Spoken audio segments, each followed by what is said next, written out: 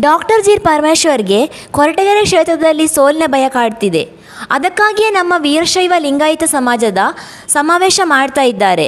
ಕೊರಟಗೆರೆ ವೀರಶೈವ ಲಿಂಗಾಯತರ ನಡೆ ಪರಮೇಶ್ವರ್ ಕಡೆ ಸಮಾವೇಶಕ್ಕೆ ನಮ್ಮ ಸಮಾಜದ ಮುಖಂಡರು ಬರುವ ಪ್ರಶ್ನೆಯೇ ಇಲ್ಲ ಎಂದು ಬಿಜೆಪಿ ರೈತ ಮೋರ್ಚಾ ಜಿಲ್ಲಾಧ್ಯಕ್ಷ ವಿಶ್ವನಾಥ್ ಅಪ್ಪಾಜಪ್ಪ ತಿಳಿಸಿದರು. ಕೊರಟಗೆರೆ ಪಟ್ಟಣದ ಕಾಮಧೇನು ಭವನದಲ್ಲಿ ಕೊರಟಗೆರೆ ವೀರಶೈವ ಲಿಂಗಾಯತ ಸಮುದಾಯದ ವತಿಯಿಂದ ಬುಧವಾರ ಏರ್ಪಡಿಸಲಾಗಿದ್ದ ಸುದ್ದಿಗೋಷ್ಠಿಯನ್ನು ಉದ್ದೇಶಿಸಿ ಅವರು ಮಾತನಾಡಿದರು. ವೀರಶೈವ ಮತ್ತು ಲಿಂಗಾಯತ ಸಮುದಾಯ ಬೇರ್ಪಡಿಸುವ ಕೆಲಸವನ್ನು ಸಿದ್ದರಾಮಯ್ಯ ಸರ್ಕಾರ ಮಾಡಿತ್ತು.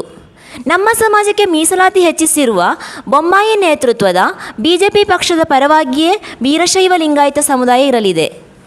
ಕೊರಟಗೆರೆ ಕ್ಷೇತ್ರದಲ್ಲಿ ಅತಿ ಶೀಘ್ರದಲ್ಲಿ ವೀರಶೈವ ಲಿಂಗಾಯತ ಸಮಾಜದ ಬೃಹತ್ ಸಮಾವೇಶ ಏರ್ಪಡಿಸುತ್ತೇವೆ ಎಂದು ಹೇಳಿದರು. ಬಿಜೆಪಿ ಯುವ ಮೋರ್ಚಾ ರಾಜ್ಯ ಕಾರ್ಯಕಾರಿಣಿ ಸದಸ್ಯ ರುದ್ರೇಶ್ ಮಾತನಾಡಿ, ವೀರಶೈವ ಲಿಂಗಾಯತ ಸಮಾಜವು ಬಿಜೆಪಿ ಸರ್ಕಾರದ ಪರವಾಗಿಯೇ ಇದೆ. ನಮ್ಮ ಸಮಾಜಕ್ಕೆ ಕಾಂಗ್ರೆಸ್ ಮತ್ತು JDS ಪಕ್ಷದಿಂದ ಅನ್ಯಾಯ ಆಗಿದೆ.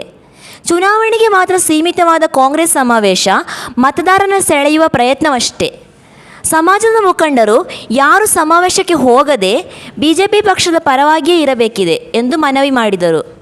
ಕೊರಟಗೆರೆ ಲಿಂಗಾಯತ ಸಮಾಜದ ಮುಖಂಡ ಶಿವರುದ್ರಪ್ಪ ಮಾತನಾಡಿ, ಕಾಂಗ್ರೆಸ್ ಪಕ್ಷ ಲಿಂಗಾಯತ ಸಮಾಜಕ್ಕೆ ಅನ್ಯಾಯ ಮಾಡಿದೆ. ಕಳೆದ 5 ವರ್ಷದಿಂದ ಕೊರಟಗೆರೆ ಕ್ಷೇತ್ರದಲ್ಲಿ ಲಿಂಗಾಯತ ಸಮುದಾಯದ ಜನರ ಮೇಲೆ ಜಾತಿ ನಿಂದನೆ ಪ್ರಕರಣ ಹೆಚ್ಚಾಗಿ ದಾಖಲಾಗಿವೆ. ಕಾಂಗ್ರೆಸ್ ಪಕ್ಷ ವೀರಶೈವ ಲಿಂಗಾಯತ ಸಮುದಾಯವನ್ನು ಒಡೆಯುವ ಕೆಲಸವನ್ನು ಮಾಡಿದೆ. ಬಿಜೆಪಿ ಪಕ್ಷದಿಂದ ಮಾತ್ರ ರಕ್ಷಣೆ ಸಾಧ್ಯ ಎಂದು ತಿಳಿಸಿದರು.